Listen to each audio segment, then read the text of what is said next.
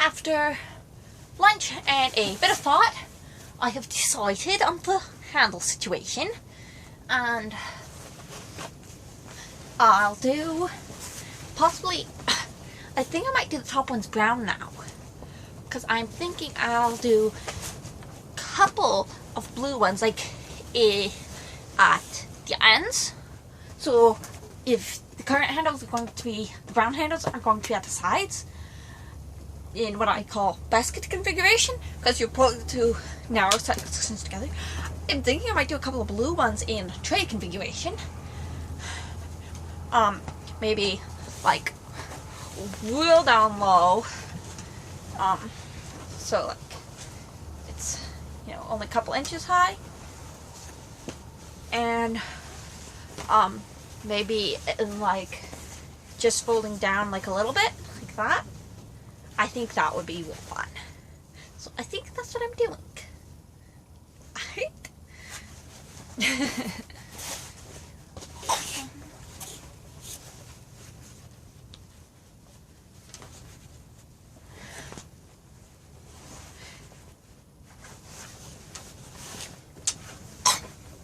The one problem with the current idea of tray configuration is this section here. I need the handle to go right over this pocket seam. So I've already attached the pocket because I wasn't thinking about this. So I might have to hand sew the one side down. Or just do like a loopy. I don't know yet. But that means I can make the pockets. My handles. So I do not wish to have to cut into any more of the blue fabric. I could if I need to. Absolutely. But I don't want to. Come on, generate some heat. The fire died. So I'm going to start by figuring that out. Where did my scissors go? Scissors go, scissors go. Where did my scissors go? Ha! Sitting on them. My camera ran out of space, so I did a smidge of deleting, and let's talk fast. So I have 8 handles. 4 brown, 4 blue, and most of them are a standard rectangle. These ones have an unfinished edge. These ones are completely enclosed, because these ones are easier to turn. But my favorite ones are probably these two. I had these vaguely triangular shaped pieces, and I cut them, well, they were triangles. I cut them to be not triangles. So up here. And then I sewed along here and along here to there. And then I sewed this seam here, and then I turned it inside in, chopped to stitch. And I did 2 of them. This one's slightly skinnier and longer. But yeah, they're such cute little handles, with such neatly enclosed. I'm pleased with my handles. So I have handles. That's all I've done, other than looking through my pattern skin. I was trying to see what I wanted to make next. But I need to finish things. So yeah, that's my update. I'm working on the big blue pocket now. I'm going to do it the exact same way I did the little brown pocket. Little brown pocket. So I thought I'd take a moment to share how I did it. I have attached the little brown handles that go in the middle. And I think that's all I need to attach before I get this blue pocket attached. So step 1 is I fold the edge down. Like I was going to top stitch it. And I make sure it's lying all nice and straight. Then I take a couple of pins. And pin it like I was going to top stitch it. Then I get my pencil and take it inside the pocket, and I mark along this fold line along the inside so that I know where the fold line is. Then I take a pin a little bit further in. Wait, am I doing that right? No, I don't do that. I then very carefully flip it inside in. So that all of the material is in the pocket, and I can see the stitching line. And why not stick the bottom in so I can see it neatly? And while I'm here, I make this sewing line a little more visible. I'm going to sew along here. Then I take some different pins and I repin the seam allowance so that the seam allowance is where it's supposed to be. Then I very carefully take out my first set of pins, and I have here a neatly pinned thing that has its seam allowance marked, so I know exactly where to sew to get it to lie perfectly flat. And then I just go sew up that. Having stitched my two seam allowances, the original one and my new one, I now pull the pocket back out of the bag, and voila, there's my beautiful pocket, perfectly stitched, and no seaming visible by the pocket. New top stitching making the pocket smaller. That is amazing. It's much easier to do this. Big pockets than little ones. So I am going to just run a quick stitch along the bottom so it's actually a pocket, just to, give it a little extra security. Which computer is the real computer? Right or left? Which one?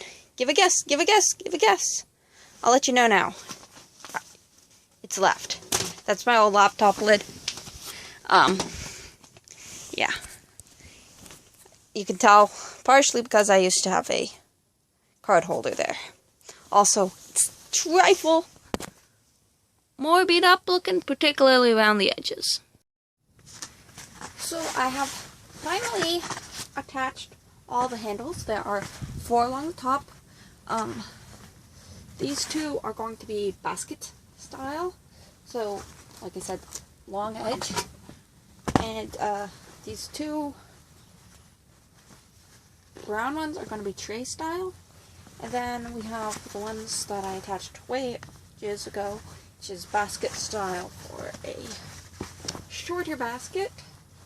And then we have these 2, which are going to be tray style for a short tray. And I don't know how much I'm going to use any of these, but that is neither here nor there.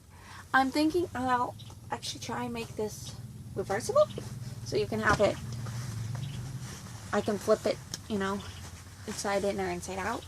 That's what I'm thinking. I don't know how well it's going to work. So this will be like the inside, but then you'll be able to flip it around and have it be the outside.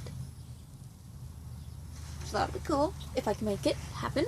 And yeah, I still need to drill holes in here. I might have to use the electric drill. It's good for what ails me. And but I gotta bind this edge because it's ratty looking and kind of uneven at spots.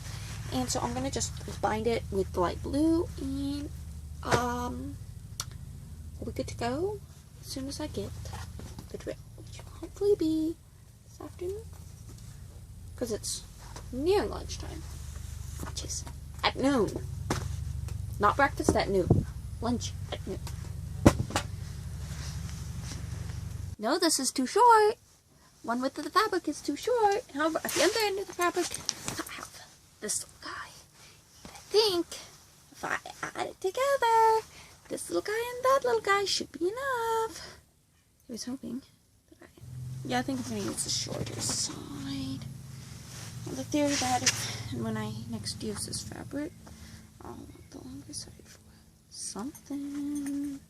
don't know what I did with my sewing scissors, in case you're wondering why I'm using. Absolutely atrocious paper shears. I'm going to draw out a thread so I can make this side straight, because this is wiggly bit straight, and yeah, clear sign it's not. Hopefully be able to tear along here. Straight enough. Alright, got the binding. Now, it's just straight binding because it's a straight edge. No need for bias. Throw that back to where it belongs, and let's get to work. The bullet has been bit. The electric drill has been gotten. And it's been changed from this chunky of a thing to this tiny thing. And that is a pain.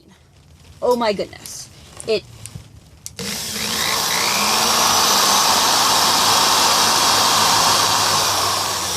works. It'll work slightly better on the inside where it is a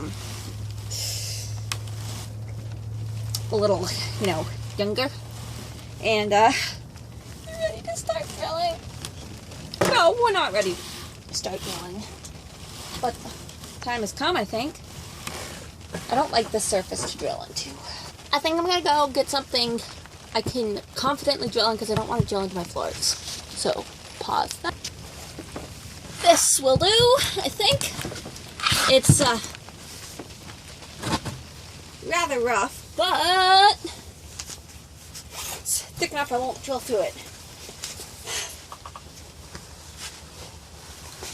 So, let me hang the coat. Real in the rain. Or out of the rain, as the case may be. Now, get to double check and make sure that needle the thread can go through. It works! Alright, so with that satisfied, just 80 million more holes to go. I'm not at all sure you can see what's going on, but that's okay. That's the orange. I'm not decided on whether or not I'm eating yet, but I'm finally stitching it on. Now I decided to do the first little bit by my lonesome, so I could figure out what I was doing, And now I figured out what I'm doing. It's a whip stitch, just real basic. Decided I'm going to show you. So, yeah.